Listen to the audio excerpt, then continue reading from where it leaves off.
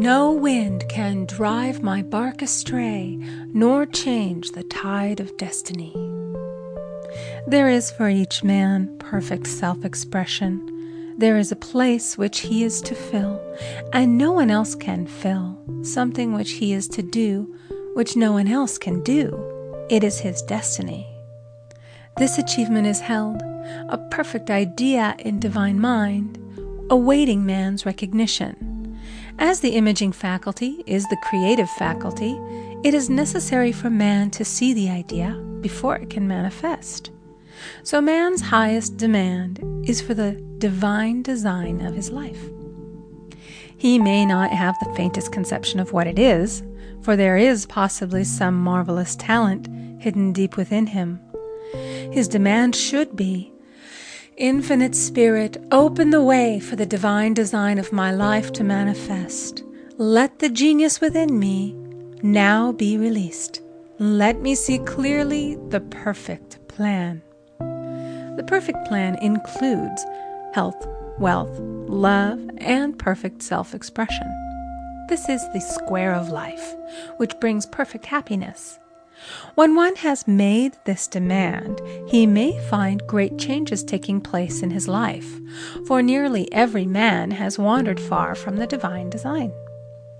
I know in one woman's case, it was as though a cyclone had struck her affairs, but readjustments came quickly, and new and wonderful conditions took the place of old ones. Perfect self-expression will never be labor, but of such absorbing interest that it will seem almost like play.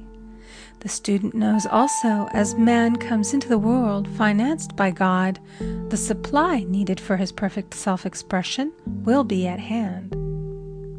Many a genius has struggled for years with the problem of supply, when his spoken word and faith would have released quickly the necessary funds. For example, after the class one day, a man came to me and handed me a cent.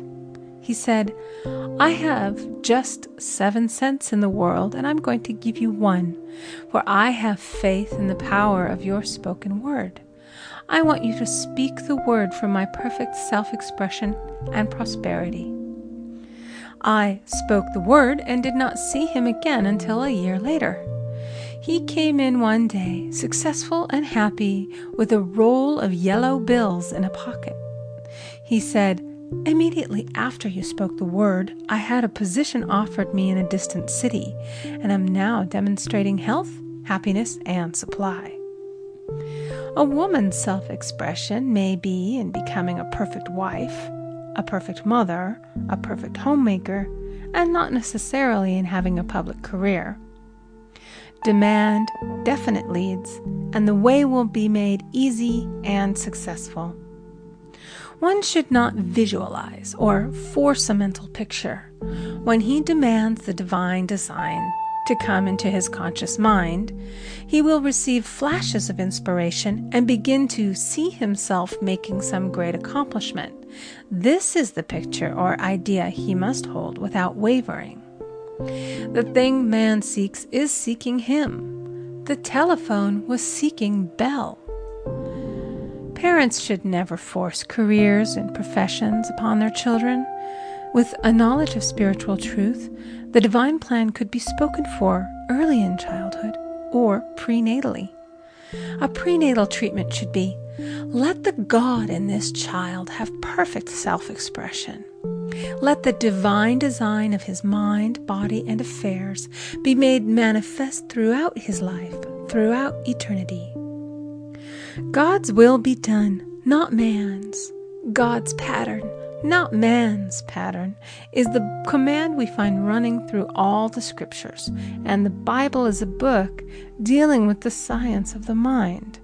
It is a book telling man how to release his soul or subconscious mind from bondage. The battles described are pictures of man waging war against mortal thoughts. A man's foes shall be they of his own household. Every man is Jehoshaphat, and every man is David, who slays Goliath, mortal thinking, with the little white stone, faith. So man must be careful that he is not the wicked and slothful servant who buried his talent. There is a terrible penalty to be paid for not using one's ability. Often, fear stands between man and his perfect self-expression. Stage fright has hampered many a genius. This may be overcome by the spoken word or treatment. The individual then loses all self-consciousness and feels simply that he is a channel for infinite intelligence to express itself through. He is under direct inspiration, fearless and confident, for he feels that it is the Father within who does the work. A young boy came often to my class with his mother. He asked me to speak the word for his coming examinations at school. I told him to make the statement, "I am one with infinite intelligence. I know everything I should know on this subject." He had an excellent knowledge of history, but was not sure of his arithmetic. I saw him afterwards, and he said, "I spoke the word for my arithmetic and passed with the highest honors, but I thought I could depend upon myself for history and got a very poor mark."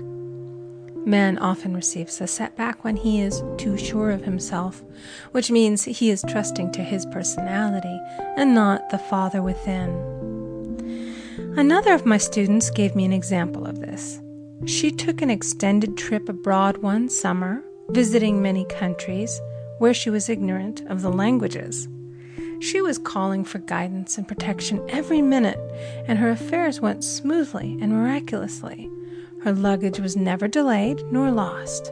Accommodations were always ready for her at the best hotels, and she had perfect service wherever she went. She returned to New York. Knowing the language, she felt God was no longer necessary, so looked after her affairs in an ordinary manner. Everything went wrong. Her trunks delayed, amid inharmony and confusion. The student must form the habit of practicing the presence of God every minute. In all thy ways acknowledge Him. Nothing is too small or too great. Sometimes an insignificant incident may be the turning point in a man's life. Robert Fulton, watching some boiling water simmering in a tea kettle, saw a steamboat. I have seen a student often keep back his demonstration through resistance or pointing the way. He pins his faith to one channel only and dictates just the way he desires the manifestation to come, which brings things to a standstill. "My way, not your way," is the command of infinite intelligence.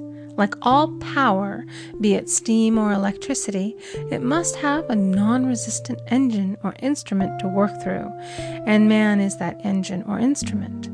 Over and over again, man is told to stand still. "O Judah, fear not, but tomorrow go out against them, for the Lord will be with you. You shall not need to fight this battle.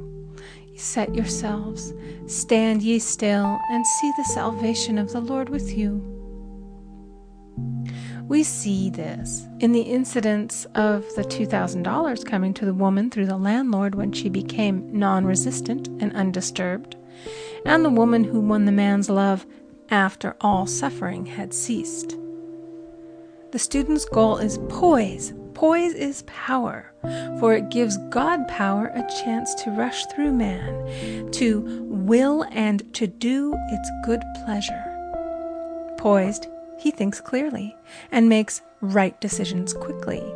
He never misses a trick. Anger blurs the visions, poisons the blood, is the root of many diseases, and causes wrong decision, leading to failure. It has been named one of the worst sins, as its reaction is so harmful. The student learns that in metaphysics, sin has a much broader meaning than in the old teaching. Whatsoever is not of faith is sin.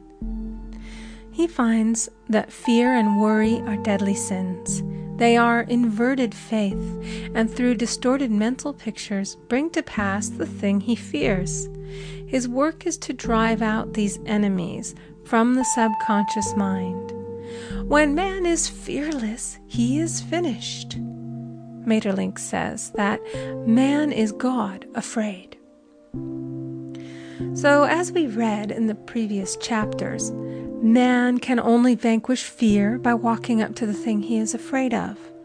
When Jehoshaphat and his army prepared to meet the enemy, singing, "Praise the Lord, for his mercy endureth forever," they found their enemies had destroyed each other, and there was nothing to fight. For example, a woman asked a friend to deliver a message to another friend. The woman feared to give the message, as the reasoning mind said, "Don't get mixed up in this affair. Don't give that message." She was troubled in spirit, for she had given her promise. At last she determined to walk up to the lion and call on the law of divine protection. She met the friend to whom she was to deliver the message. She opened her mouth to speak it when her friend said, "So-and-so has left town." This made it unnecessary to give the message, as the situation depended upon the person being in town. As she was willing to do it, she was not obliged to. As she did not fear, the situation vanished. The student often delays his demonstration through a belief in incompletion. He should make this statement: "In divine mind, there is only completion. Therefore, my demonstration is completed. My perfect word, my perfect home, my perfect health." Whatever he demands are perfect ideas registered in divine mind and must manifest under grace in a perfect way. He gives thanks he has already received on the invisible and makes active preparation for receiving on the visible. One of my students was in need of a financial demonstration. She came to me and asked why it was not completed. I replied, "Perhaps you are in the habit of leaving things unfinished, and the subconscious has gotten into the habit of not completing. As the without, so the within." She said, "You are right. I often begin things and never finish them. I'll go home and finish something I commenced weeks ago, and I know it will be symbolic of my demonstration." So she sewed assiduously, and the article was soon completed. Shortly thereafter, the money came in a most curious manner. Her husband was paid his salary twice that month. He told the people of their mistake, and they sent word to keep it. When man asks, believing, he must receive, for God creates his own channels. I have been sometimes asked, suppose one has several talents. How is he to know which one to choose? Demand to be shown definitely. Say, "Infinite Spirit, give me a definite lead. Reveal to me my perfect self-expression. Show which talent I am to make use of now." I have known people to suddenly enter a new line of work and be fully equipped with little to no training, so make the statement, "I am fully equipped for the divine plan of my life," and be fearless in grasping opportunities. Some people are cheerful givers, but bad receivers. They refuse gifts through pride or some negative reason, thereby blocking their channels, and invariably find themselves eventually with little or nothing. For example, a woman who had given away a great deal of money had a gift offered her of several $1,000s. She refused to take it, saying she did not need it. Shortly thereafter, her finances were tied up, and she found herself in debt for that amount. Man should receive gracefully the bread returning to him upon the water. Freely ye have given, freely ye shall receive. There is always the perfect balance of giving and receiving, and though man should give without thinking of returns, he violates law if he does not accept the returns which come to him. For all gifts are from God, man being merely the channel. A thought of lack should never be held over the giver. For example, when the man gave me 1 cent, I did not say, "Poor man, he cannot afford to give me that." I saw him rich and prosperous with his supply pouring in. It was this thought which brought it. If one has been a bad receiver, he must become a good one. and take even a postage stamp if it is given him, and open up his channels for receiving. The Lord loveth a cheerful receiver, as well as a cheerful giver. I have often been asked why one man is born rich and healthy and another poor and sick. Where there is an effect, there is always a cause. There is no such thing as chance. This question is answered through the law of reincarnation. Man goes through many births and deaths until he knows the truth which sets him free. He is drawn back to the earth plane through unsatisfied desire, to pay his karmic debts or to fulfill his destiny. The man born rich and healthy has had pictures in his subconscious mind, in his past life, of health and riches, and the poor and sick man of disease and poverty. Man manifests, on any plane, the sum total of his subconscious beliefs. However, birth and death are man-made laws, for the wages of sin is death. The Adamic fall in consciousness through the belief in two powers. The real man, spiritual man, is birthless and deathless. He was never born and has never died. As he was in the beginning, he is now and shall ever be. So through the truth, man is set free from the law of karma, sin, and death, and manifests the man made in his image and likeness. Man's freedom comes through fulfilling his destiny, bringing into manifestation the divine design of his life. His Lord will say unto him, "Well done, thou good and faithful servant. Thou hast been faithful over a few things. I will make thee ruler over many things," death itself. "Enter thou into the joy of thy Lord, eternal life."